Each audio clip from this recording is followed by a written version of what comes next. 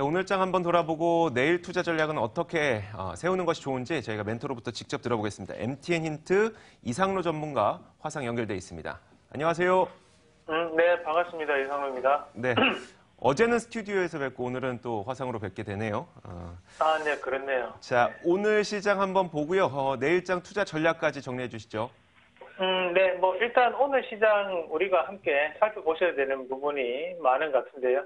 자, 일단 오늘 우리가 좀 전체적으로 분위기를 한번 봤을 때 정강후약 장세였습니다. 말 그대로 시장이 출발할 때는 매수세가 몰리면서 긍정적인 분위기가 연출이 됐지만 결국에는 그 상승폭을 이겨내지 못하고 하락 전환이 되는 그런 모습까지 나타나게 됐는데, 자, 결국 그렇게 하락 전환이 되는데 가장 큰 역할을 했던 부분 자체가 바로 외국인들이라고 보는 게 맞겠습니다. 자, 일단 양시장을 보면 우리가 수급적인 부분에서 이 외국인들의 매도세가 크게 빠져나가는 모습들이 나타났거든요. 그리고 지금 코스닥에서도 마찬가지로 외국인들이 이런 매도세가 나타났습니다.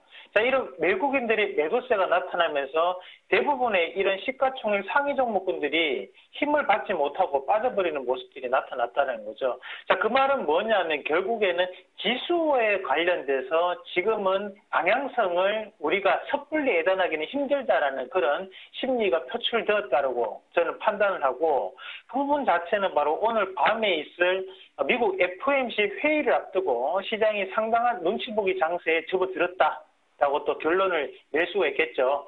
자, 전이라도 말씀드렸지만 가장 큰 키워드가 될 수 있는 게 바로 제롬 파월 의장이거든요.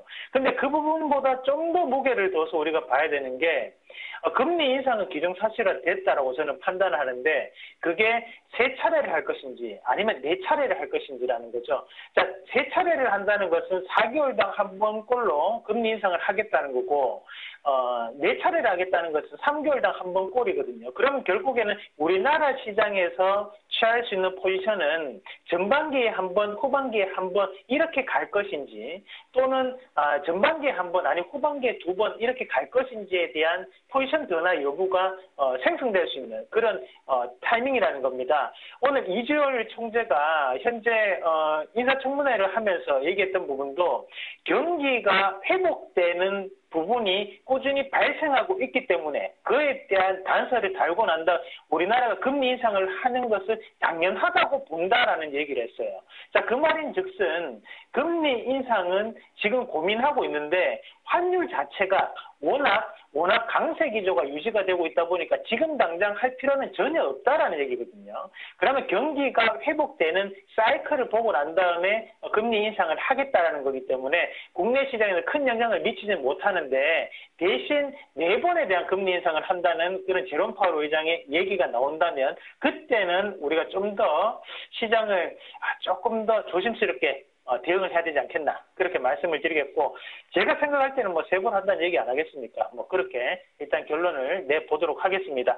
자, 일단은 이런 외국인들의 매도세 자체가 나타났지만 기관이 어느 정도는 또다시 방어적인 스탠스를 취하면서 막아주는 역할을 해줬거든요. 결국에는 추세적인 부분 자체를 끝까지 한 번 더 끌어가겠다라는 얘기를 하고 있는 게 바로 기관의 포지션이다, 그렇게 말씀을 드릴 수 있겠고, 자, 오늘 또 특징적인 부분 자체가 시장을 보시면 알겠지만 지금 과열 종목으로 표시된 종목군들이 오늘 다시 한 번 더 큰 상승세를 보였습니다. 자, 결국에는 이 시장이 방향성을 잡지 못하고 있기 때문에 과열이 지정이 됐지만 오로지 수급에 의해서 상승하고 있다. 또는 줄기세포 관련주가 오늘 네이처셀이 크게 하한가까지 다다랐거든요. 하지만 나머지 줄기세포 관련주도 올라갔다는 거죠. 그 말인 즉슨 거기에 따른 여파 자체는 네이처셀 얘가 잘못한 거지 우리는 잘못이 없어요. 우리는 여전히 긍정적인 모멘텀을 가지고 있어요라는 얘기를 하고 있다는 겁니다. 그만큼 추세적인 부분에서 올리기 위해서 수급적인 부분이 상당한 노력을 요했다, 이렇게 또 우리가 결론을 내릴 수 있을 것 같아요. 그래서 이런 시장의 분위기로 내일도 좀 더 이어가지 않을까라는 말씀을 드리고, 앞서서 말씀드렸다시피 세 번을 할 것인지 아니면 네 번을 할 것인지에 대한 발언에 대해서 분명히 힌트가 있을 수 있거든요. 그 힌트에 대한 부분을 우리가 좀 더 찾아서 보시면 그게 큰 도움이 되실 거라고 판단합니다. 자, 그리고 마지막으로 우리가 내일 시장에 좀 더 살펴보셔야 되는 점 중에 한 개가 바로 환율입니다. 지금 현재 원래는 미국이 금리 인상을 한다는 것은 결국에는 유동성을 축소하기 때문에 거기에 대해서 달러 강세가 나타나야 되거든요. 하지만 달러 강세가 나타나지 않고 있어요. 그래서 외환 보유고 자체가 변화가 크게 없습니다. 자, 그 말인즉슨 변수가 존재를 한다는 거거든요. 바로 북한과의 지정학적 소멸로 인해서 리스크가 소멸됐기 때문에 외국인들에 대한 외환 보유고 자체가 지금 줄어들지가 않습니다. 여기에 대해서 우리나라가 금리 인상에 대한 딜레이를 상당 부분 가져갈 수 있겠고, 이런 부분을 본다면 시장은 갑작스럽게 급락하거나 이런 흐름은 제가 볼 때 사실상 어렵다. 이런 추세적 분위기에서 내일도 개별 주장이 연출될 확률이 상당히 높지 않겠나, 그렇게 말씀을 드리도록 하겠습니다. 다만 급하게 움직이는 종목보다는 내일 시장에서도 좀 더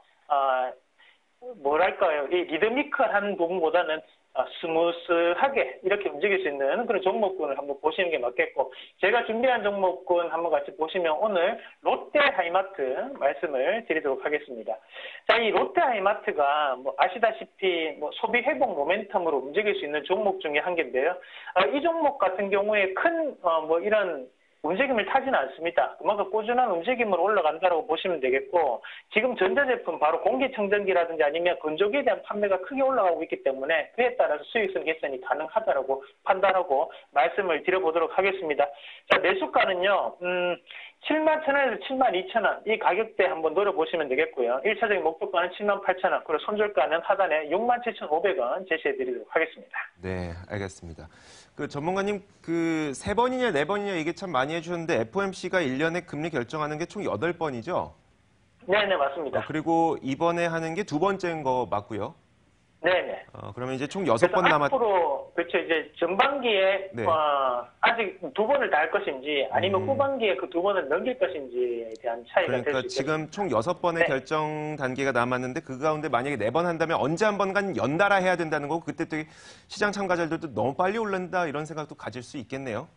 네, 그렇게 알겠습니다. 일단 선진국에서 올리게 된다면 결국에는 네네. 이머징 마켓에서의 쫓아가는 부분 자체에서 물가라는 네, 부분과 알겠습니다. 연관될 수가 있거든요. 네, 전문가님, 그렇게 생각하시면 되겠습니다. 네, 알겠습니다. 고맙습니다. MTN 힌트 이상로 전문가였습니다. 말씀 고맙습니다.